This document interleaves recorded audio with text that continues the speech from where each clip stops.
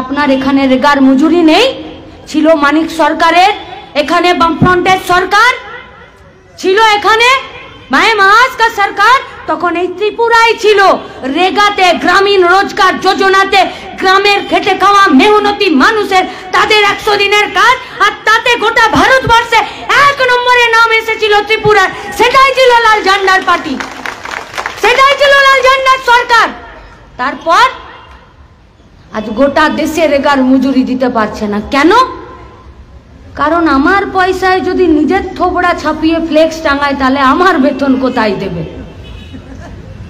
Airport থেকে শুরু করে বাস স্ট্যান্ড পর্যন্ত মনে হচ্ছে যেন বাবার জমিদারির পয়সা ব্যাংক ব্যালেন্স থেকে মায়ের গয়না বিক্রি করে তেলিয়া মুড়াতে বাস স্ট্যান্ড বানিয়েছে, যেমন করে নিজের ছবি দিয়েছে। আরে ছবি দাও তেলিয়া মুড়ার লোকের, ছবি দাও। ত্রিপুরার খেটে খাওয়া উপজাতি জাতি, গরিব মেহনতি মানুষ যারা রাস্তা বানায়, যারা রোড বানায়, যারা বিল্ডিং বানায়, যারা খেতে মাটি চাটাচ্ছে, যারা ঝুম চাষ করছে, যারা রেলে হকারি করছে, যারা দোকান করছে, ভিড়ের ছবি দাও। লেকিন নেই, ছবি তো এমন নিজের দিচ্ছে যেন পয়সা যেন ওর। তাই সিস্টেমকে পাল্টাতে হবে, আর এই সিস্টেমকে পাল্টাতে গেলে পুঁজিবাদে হবে না, সমাজতন্ত্রেই হবে।